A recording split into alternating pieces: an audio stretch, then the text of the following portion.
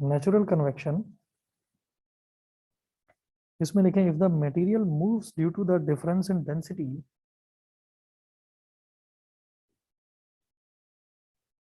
if material moves due to difference in if material moves due to difference in density, comma, the process of heat transfer is called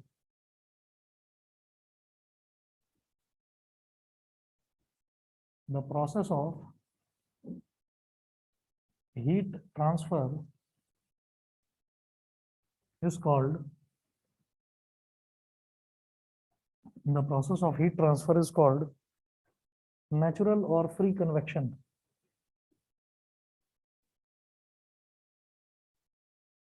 Natural or free convection.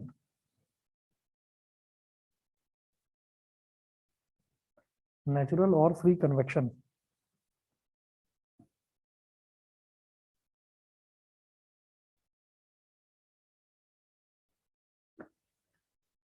उसके बाद लिखें forced convection.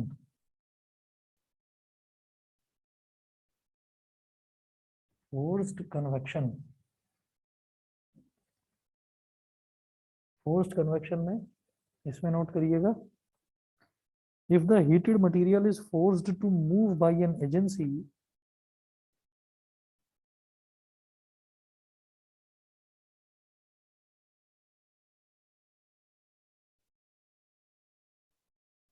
if the heated material is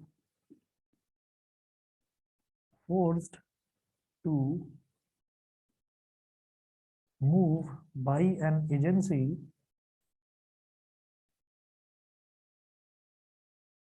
if the heated material is forced to move by an agency like a pump or a blower,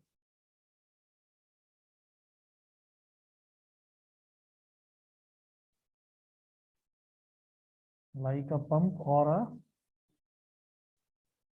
blower,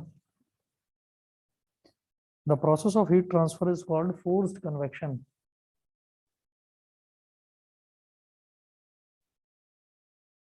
The process of heat transfer is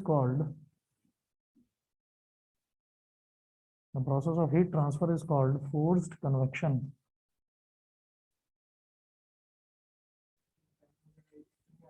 हाँ, जैसे fan हो गया, जैसे कि heater हो गया, AC हो गया. एग्जाम्पल में नोट करने,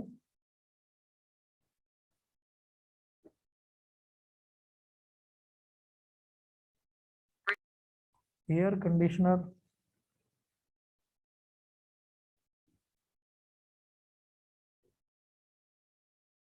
and heater are examples of forced convection. Are examples of forced convection. Examples of forced convection. तो फोर्स्ड कन्वेक्शन में क्या होता है कि जो हीट है, हीट को जबरदस्ती with the help of a fan या with the help of any external agency, किसी भी दूसरी चीज की हेल्प से उसको फोर्सफुली मूव कराया जाता है, हीट को एक जगह से दूसरी जगह ट्रांसफर करवाया जाता है. ठीक है. इसके बाद नेक्स्ट आप टॉपिक नोट करेंगे, थर्मल कंडक्टिविटी. ये कंडक्शन से ही रिलेटेड है, कल मैंने करवाया नहीं था. कंडक्शन से ही रिलेटेड है, कंडक्शन में ही आता है ये, थर्मल कंडक्टिविटी.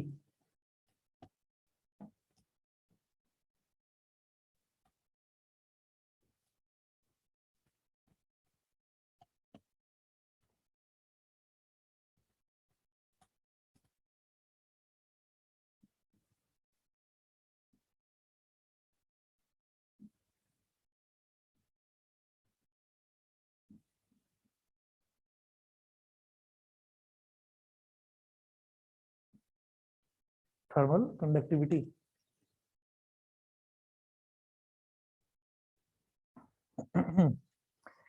थर्मल कंडक्टिविटी में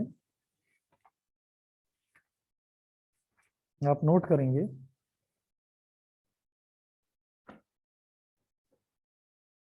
consider a block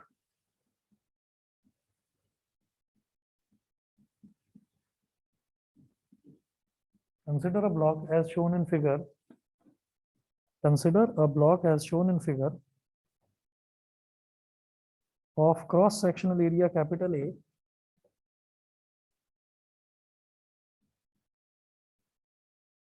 of cross sectional area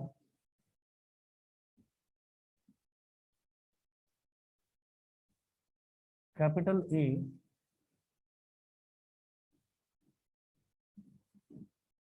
and thickness x, cross sectional area capital A and thickness x, cross sectional area capital A and thickness x, full stop. Suppose its opposite faces are at temperatures, suppose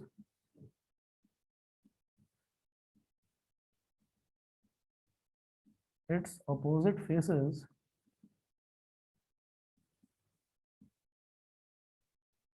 are at temperatures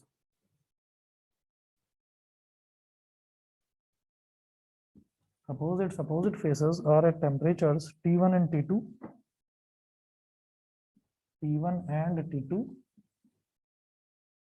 with T1 greater than T2 with T1 greater than T2।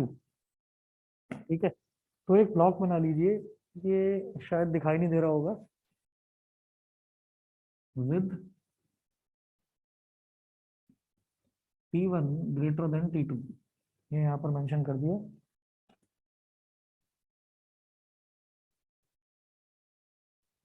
अब एक block बना लीजिए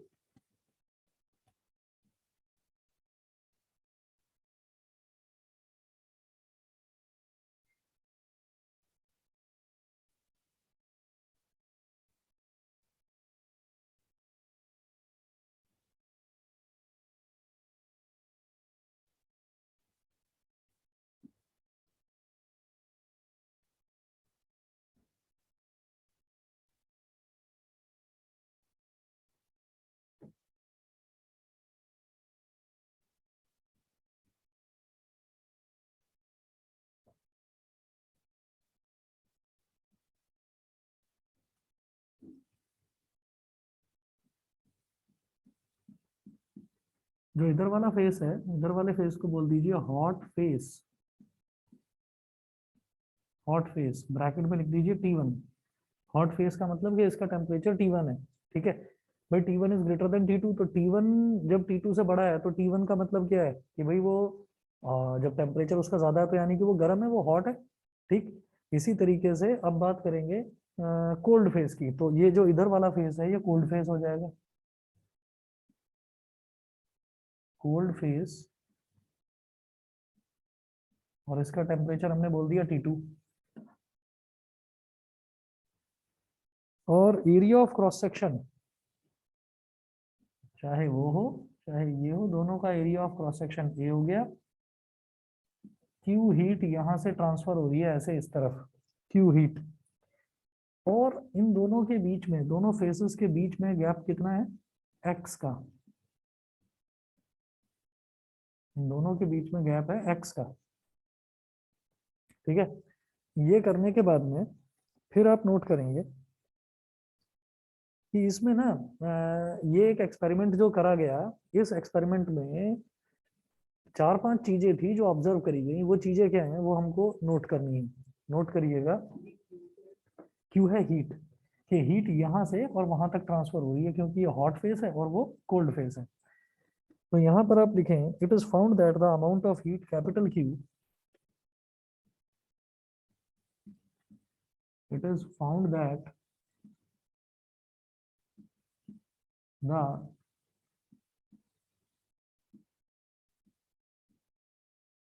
it is found that the amount of heat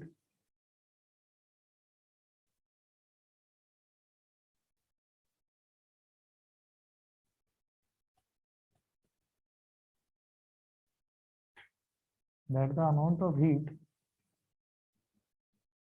it is found that the amount of heat, capital Q, that flows from hot to cold phase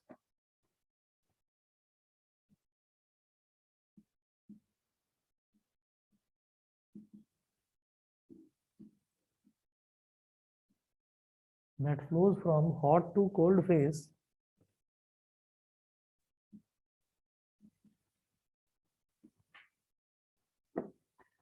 अब 5 points लिखेंगे. पहला point is directly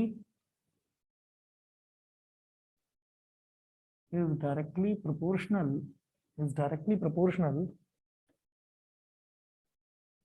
to the cross sectional area capital A, directly proportional to the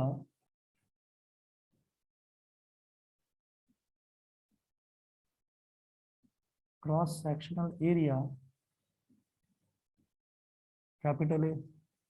second, मतलब ये हमने देखा कि जितना ज्यादा क्रॉस सेक्शनल एरिया ज्यादा होगा उतनी ही ज्यादा हीट फ्लो भी उतना ही ज्यादा होगा. तो ये एक्सपेरिमेंटली ऑब्जर्व करा गया. सेकंड पॉइंट क्या ऑब्जर्व करा गया कि ये जो हीट ट्रांसफर है इट इज डायरेक्टली प्रोपोर्शनल. तो लिखें heat Q that flows from hot to cold phase is directly proportional to the cross sectional area capital A. Second में लिखें is directly proportional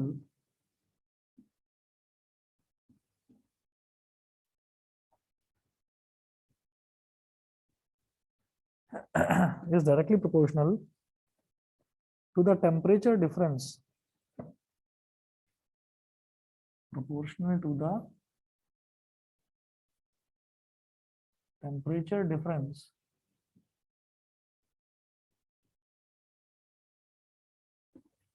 T1 minus T2 between the opposite phases. T1 minus T2 between the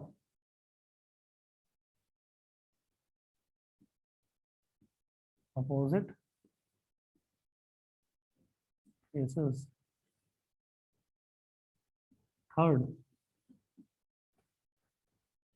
third observation क्या थी? is directly proportional to time t for which the heat flows. Is directly proportional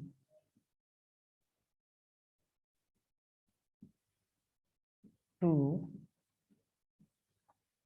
time small t for which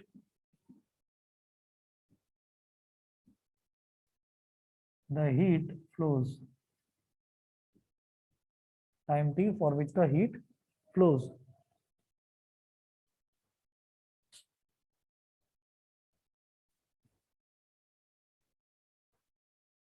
Fourth,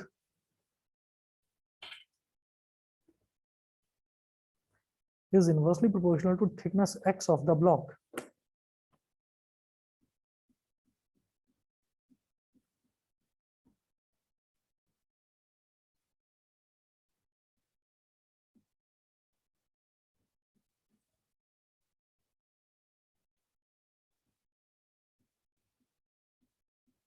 Proportional to thickness x of the block.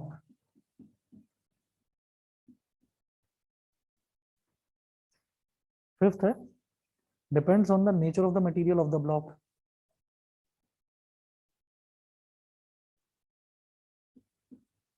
Depends on the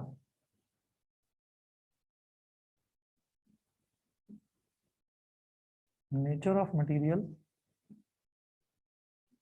of the block. Depends on the nature of material of the block. ठीक है, तो ये 5 चीजें observe करी गई. अब इन 5 चीजों को ऑब्जर्व करेंगे तो जो हमने करा है कि भाई वो डायरेक्टली प्रोपोर्शनल है, किसी के इनवर्सली प्रोपोर्शनल है, तो उन सारी चीजों को एक जगह एक फॉर्मूले में हम लिखेंगे. ठीक है, देखिए कैसे. हम यहाँ पर ये बोलेंगे कि ये सारी चीजें, ये सबसे पहले हमने बोला it is found that the amount of heat Q that flows from hot to cold face. तो यहाँ लिखिएगा Q. सब में इधर लिखा है is directly proportional, is directly proportional, is directly proportional, is inversely proportional. तो प्रोपोर्शनैलिटी का साइन बना दो, ये बना दिया। It is directly proportional to the cross sectional area A, तो यहाँ लिखिएगा ए, कैपिटल ए, भाई कैपिटल ए के डायरेक्टली प्रोपोर्शनल है। सेकंड है is directly proportional to the temperature difference T1 minus T2 between the opposite faces, यानी कि T1 minus T2 भी लिख दीजिए, इसके भी डायरेक्टली प्रोपोर्शनल है। Directly proportional to time T for which the heat flows, तो स्मॉल टी के भी डायरेक्टली प्रोपोर्शनल है। और inversely proportional to the thickness X of the block, inversely proportional to thickness X of the block. तो ये जो हमने expression लिखा है, मैथमेटिकल एक्सप्रेशन, ये समझ में आ गया, ठीक है। उसके बाद इन्होंने बोला it depends on the nature of material of the block. Nature of material जो है उस पर तो डिपेंड करेगा ही। भाई हमने ये कहा कि अगर कोई मान लीजिए आयरन है, तो आयरन अगर बहुत अच्छा कंडक्टर है, वो आयरन बहुत जल्दी गर्म हो जाएगा, बहुत जल्दी हीट फ्लो हो जाएगी। अगर हम बोलेंगे कि कॉपर उतना अच्छा कंडक्टर नहीं है, तो हम कहेंगे कि कॉपर में हीट थोड़ा टाइम लगेगा फ्लो होने में। तो वो वेरी करेगा, मतलब वो मटेरियल पर डिपेंड करेगा। वो मटेरियल मुझे यहाँ मेंशन करने की जरूरत नहीं है मैथमेटिकल रिलेशन में। अच्छा, अब जैसे हमने ये लिख दिया, तो हम ये जानते हैं कि जब भी कभी प्रोपोर्शनैलिटी साइन आता है, तो इसे हटाकर इक्वालिटी साइन लगाने के लिए एक प्रोपोर्शनैलिटी कांस्टेंट होगा। It implies that Q is equal to K into A into T1 minus T2 into small t upon X। हाँ, कैपिटल के, कैपिटल के, ठीक है। अब आगे कर रहा हूं इसको मैं इस तरफ।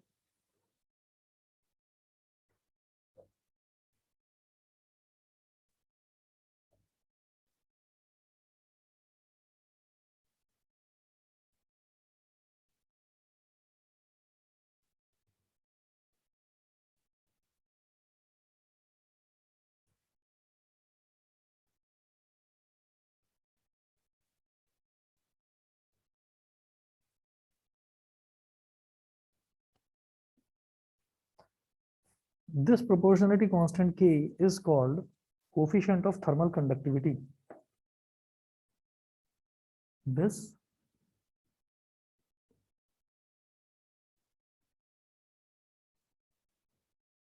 proportionality constant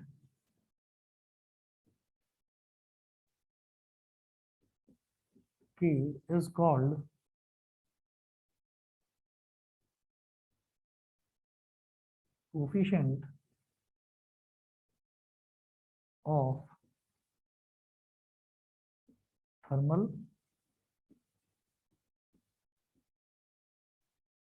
of thermal conductivity. Coefficient of thermal conductivity. The rate of flow of heat, अगला पॉइंट लिखेंगे, the rate of flow of heat or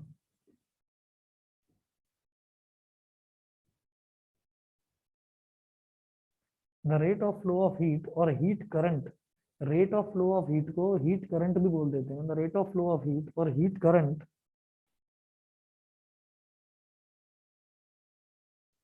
capital H will be, इसको कैपिटल H बोल देते हैं, कैपिटल H will be, तो क्या कहा जाता है इसको, कैपिटल H होता है, क्या बोल रहे हैं, rate of flow of heat. तो जब भी कभी रेट की बात करी जाती है, तो रेट में मतलब क्या करते हैं हम, कि उसको टाइम से डिवाइड कर देते हैं, ठीक है। तो rate of flow of heat, तो आपको Q को टाइम से डिवाइड कर देना है।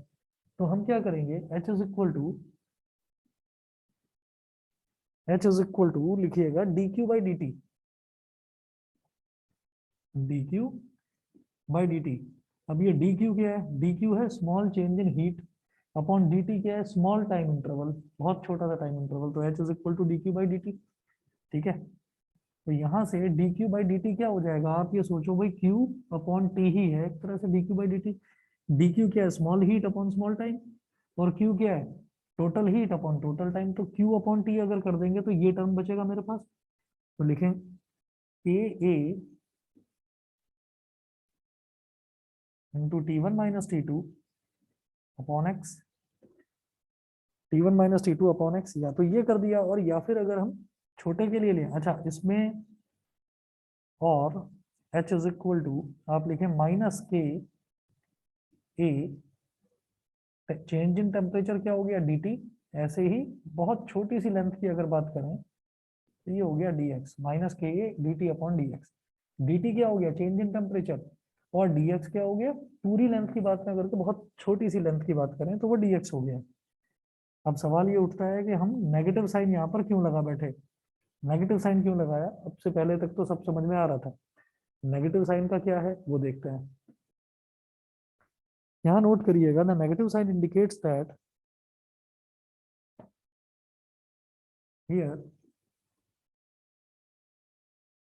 negative sign indicates that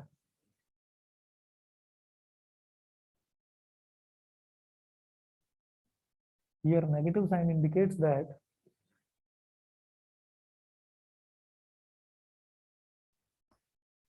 temperature decreases along the positive x direction, temperature decreases along the positive x direction, along the positive x direction, ठीक है, कि भाई x डायरेक्शन में जैसे जैसे जैसे जैसे आगे टेम्परेचर आप देखेंगे तो यहाँ हॉट फेस है, और धीरे धीरे धीरे धीरे टेम्परेचर जो है वो डिक्रीज हो रहा है, जैसे जैसे वो कोल्ड फेस की तरफ जा रहा है तो टेम्परेचर डिक्रीज हो रहा है। बताइए जी, क्लियर? Yes sir. ठीक है, तो ये हमारा हुआ थर्मल कंडक्टिविटी। थर्मल कंडक्टिविटी में केवल इतना ही देखना है। उसके बाद कन्वेक्शन, दोनों तरफ के हमने कन्वेक्शन देख लिए, दोनों टाइप के, नेचुरल और फोर्स्ड। नेक्स्ट टॉपिक नोट करेंगे आप, रेडिएशन। सर लेकिन वो जो एच की वैल्यू आई है उसमें हमने टाइम क्यों नहीं लिया? एच की वैल्यू में टाइम इस वजह से नहीं लिया क्योंकि एच में ना अपने आप में ही D Q by D T है, rate of flow of heat. तो rate of flow of heat में क्या है कि जैसे के A T one minus T two है, तो ये डी टी यानी कि जो टी था टाइम, वो टाइम यहाँ तो पर वो ले आए, नीचे आ गया, ठीक है। डिनोमिनेटर में ले आए। हाँ जी, हाँ जी, ठीक है। चलिए अब नेक्स्ट टॉपिक नोट करते हैं, radiation.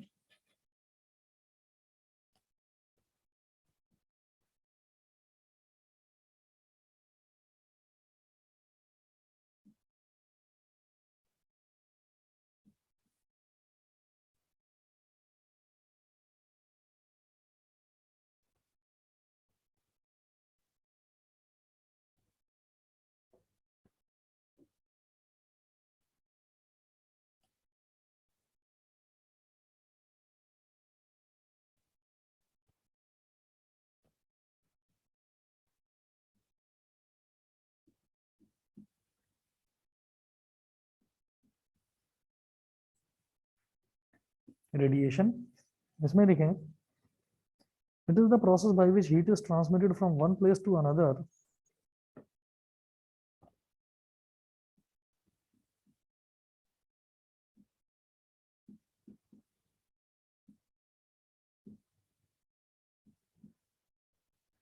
it is the process by which heat is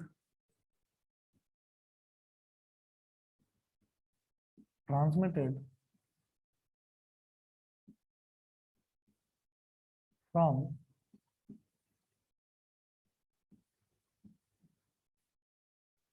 one place to another, by which heat is transmitted from one place to another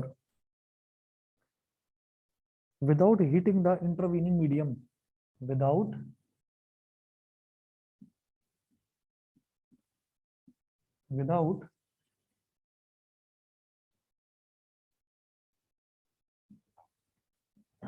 heating the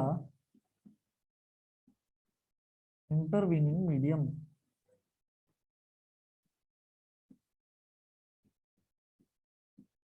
without heating the intervening medium. ठीक, अच्छा, तो जैसे मान लीजिए कहीं पर आग लगी हुई है ना, तो जैसे कहीं पर आग लगी हुई है तो इसका मतलब ऐसा तो है नहीं कि जितनी जितनी ज्यादा गर्मी, जितना ज्यादा टेम्परेचर आग का है, उतना ज्यादा टेम्परेचर जो है वो पूरी आसपास की सराउंडिंग का भी हो जाए? ऐसा तो पॉसिबल नहीं है। भाई आग अगर मान लीजिए 100 डिग्री सेल्सियस या 200 डिग्री सेल्सियस पर है, तो आसपास का जो इंटरवीनिंग मीडियम है, आसपास का इंटरवीनिंग मीडियम थोड़ा गर्म तो हो जाएगा, लेकिन उसका टेम्परेचर उतना नहीं होगा जितना कि उस आग का होगा। लेकिन उसकी वजह से जो आसपास अगर किसी भी चीज को हम रख दें, या मान लीजिए हम भी खड़े हो जाएं, तो हमें उस गर्मी का एहसास होने लगेगा। ठीक है।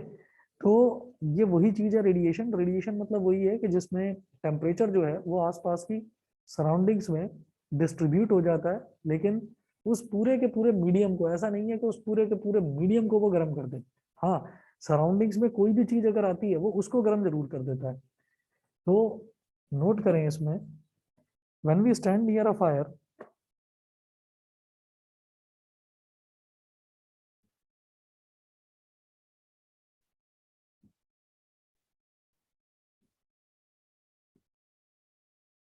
when we stand near a fire, we feel warmth because of the heat we receive by the process of radiation. We feel warmth because of the heat we receive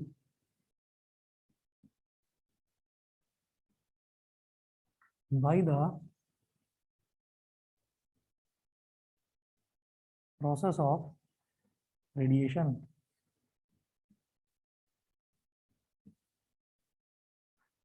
Because of the heat we receive by the process of radiation. Full stop. The heat from the sun reaches the earth by the process of radiation.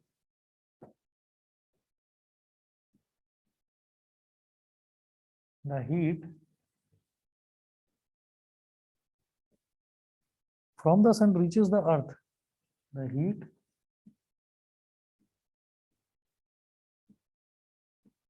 from the sun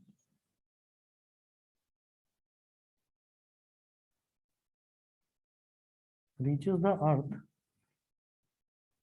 reaches the earth by the process of radiation.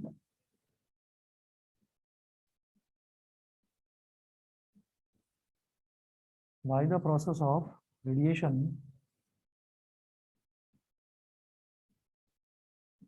comma, covering millions of kilometers of the empty space or vacuum. Covering millions of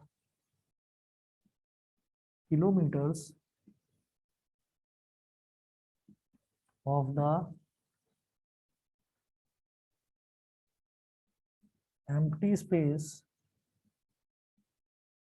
or vacuum.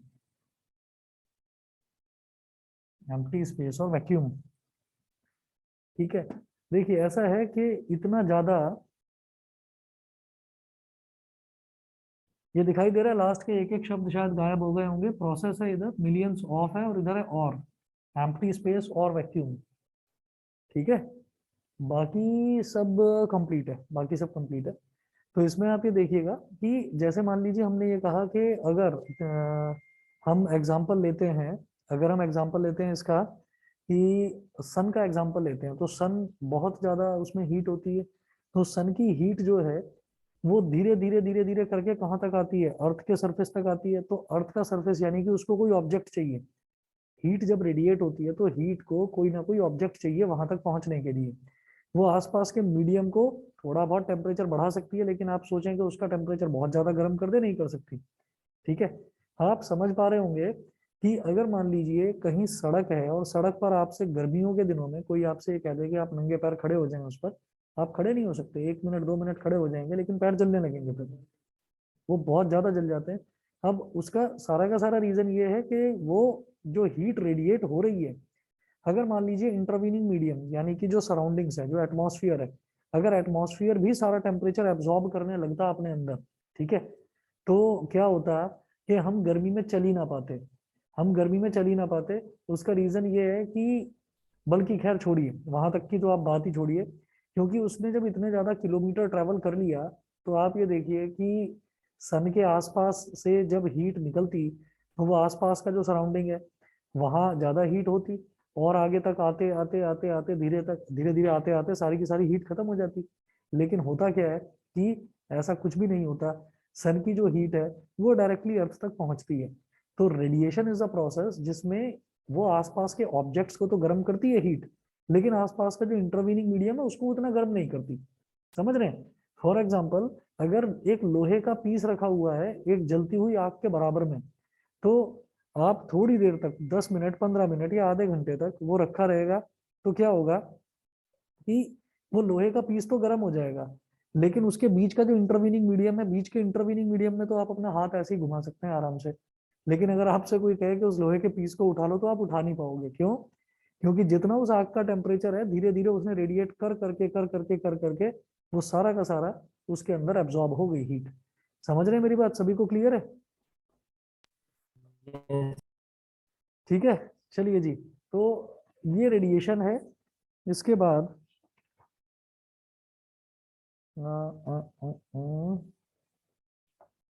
Electromagnetic radiation वगैरह तो कुछ नहीं करना है। अब सीधा next हमारा topic है बेटा ब्लैक बॉडी। ब्लैक बॉडी, तो ये बीच वाला पोर्शन मिटा रहा हूँ और बस 1 मिनट वेट करिए, अभी आ रहा हूँ मैं।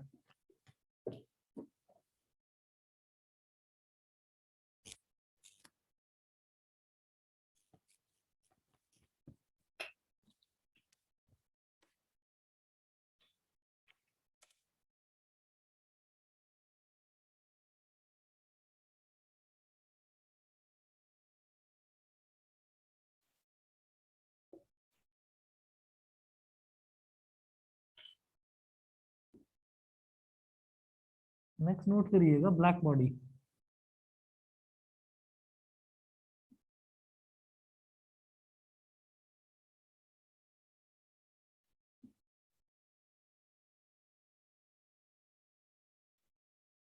ब्लैक बॉडी, इसमें लिखिएगा a black body is one which neither reflects nor transmits.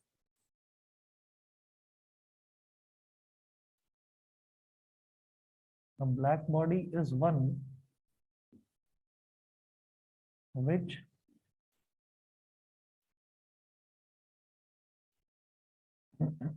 neither reflects nor transmits. A black body is one which neither reflects nor transmits, but absorbs whole of the heat radiation, but absorbs whole of the heat radiation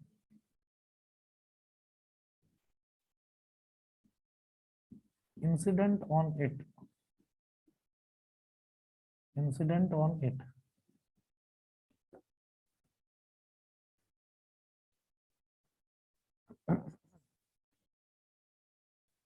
उसके बाद note करेंगे the radiations emitted by a black body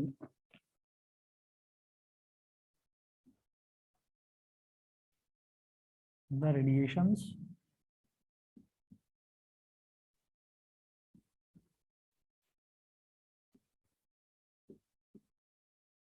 emitted by a black body the radiations emitted by a black body are called full or black body radiations, are called full or black body radiations.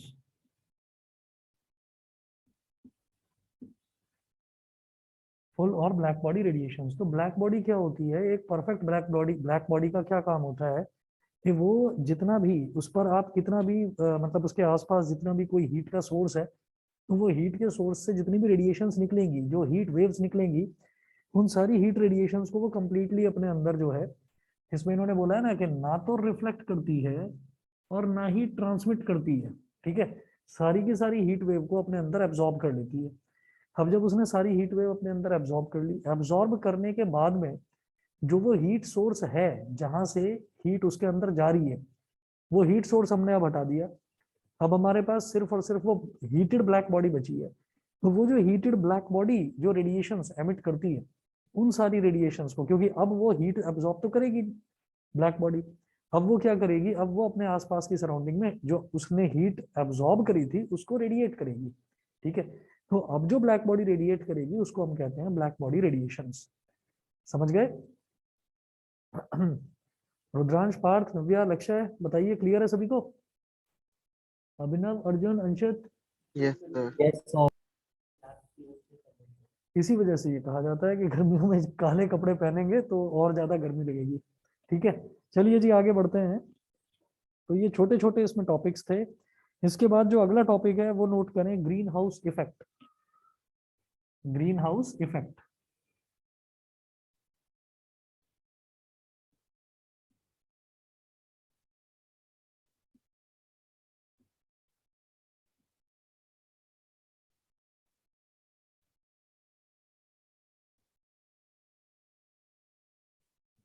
Green house effect, green house effect में आप लिखेंगे, this is the phenomena which keeps the earth surface warm at night.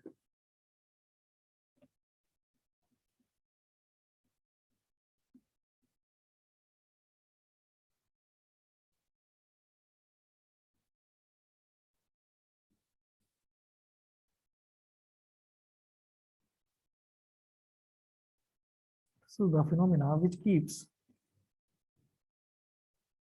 the Earth's surface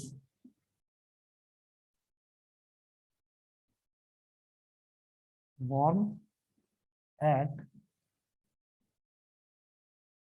night।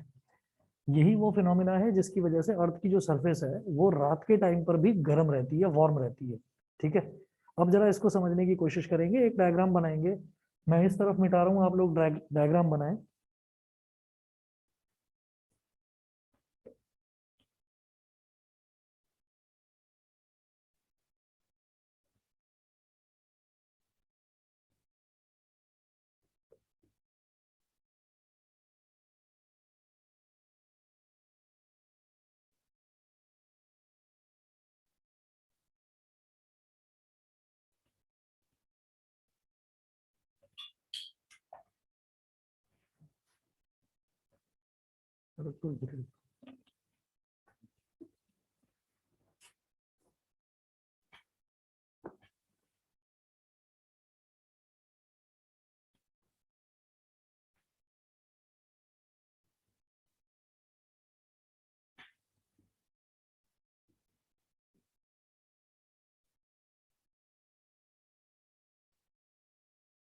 Earth surface, ये अर्थ की surface हो गई। फिर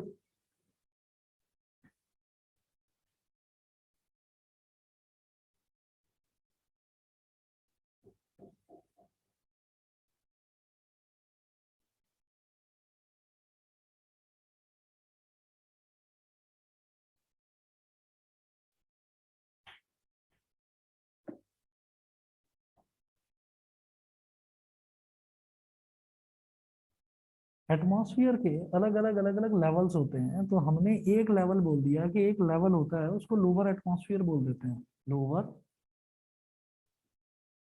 atmosphere, इसको हमने लोअर एटमॉस्फेयर बोल दिया इस लेवल को।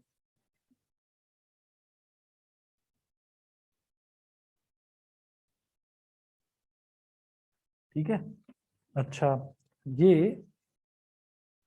आप लिखें यहाँ पर कि सोलर एनर्जी हीटिंग अर्थ, यहां लिखेंगे इस तरफ, सोलर एनर्जी हीटिंग अर्थ।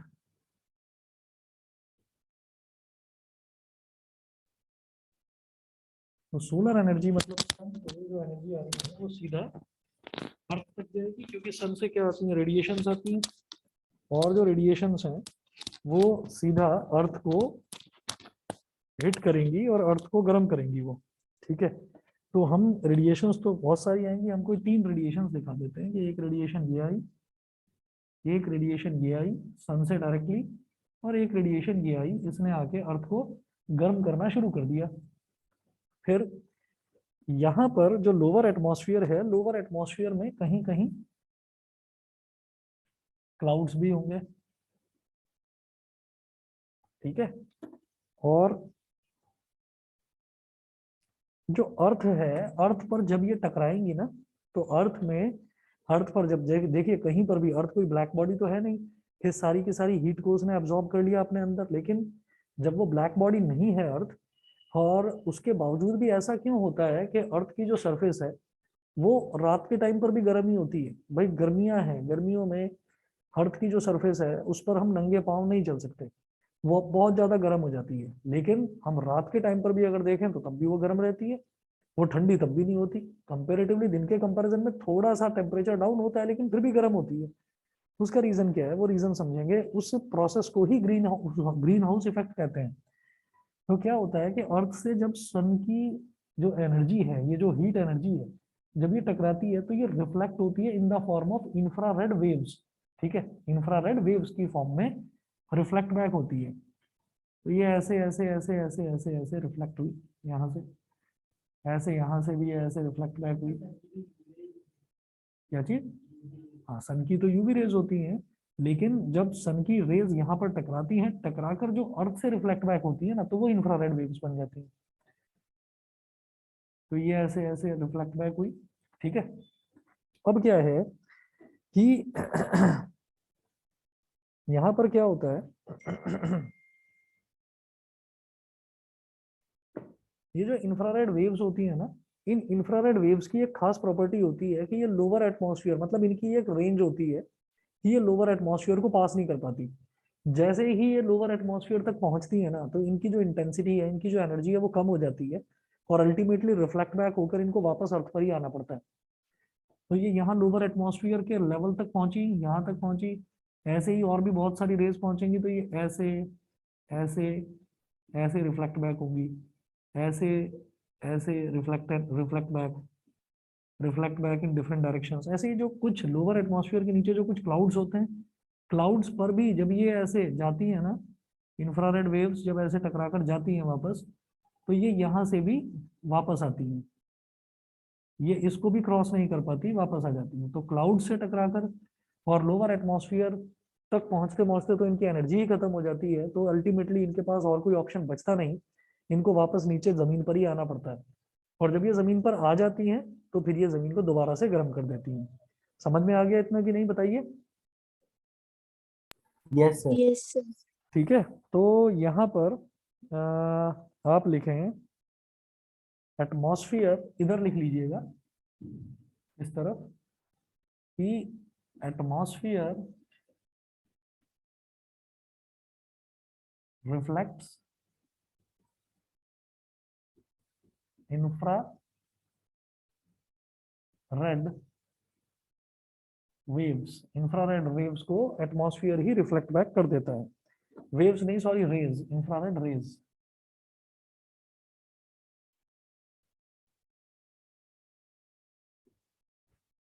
अच्छा, अब नोट करें आप, इसमें मैं 4 पॉइंट लिखवाऊंगा। The radiation from the sun heats up the earth,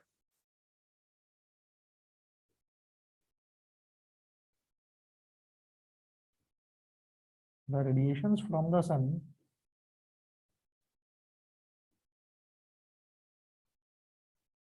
heats up the earth, heats up the earth. Due to its lower temperature, the earth re-radiates it mostly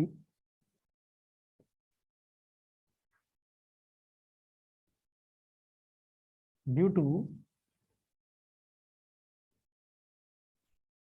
its lower temperature।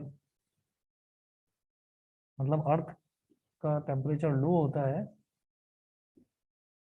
तो it re-radiates, it re-radiates it mostly in the infrared region,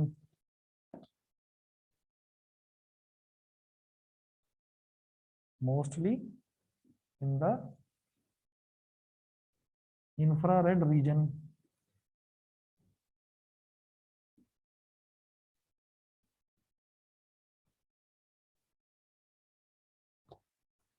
next point, these infrared radiations cannot pass through the lower atmosphere.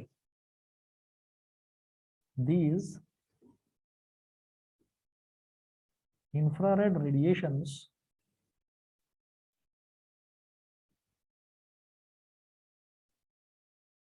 cannot pass through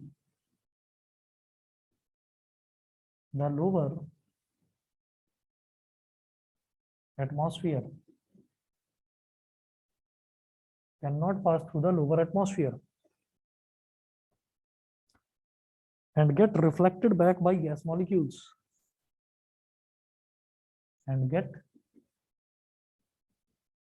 reflected back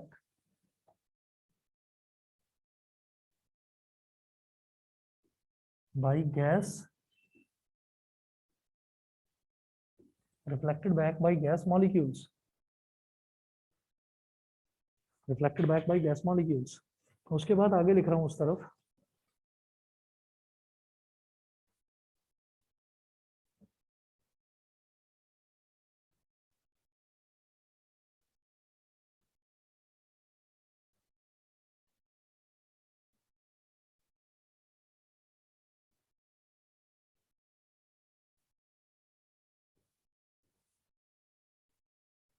reflected back by gas molecules. Low-lying clouds also reflect them back to Earth.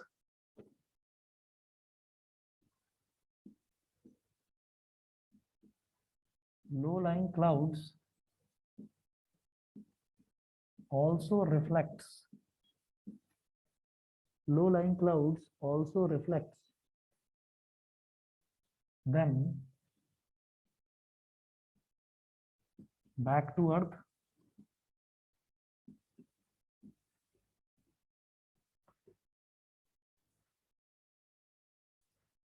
Hence, these radiations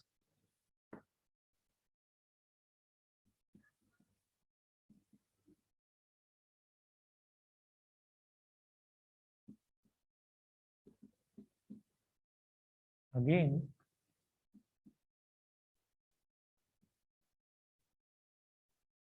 reach Earth and keep the Earth's surface warm at night. And keep the Earth's surface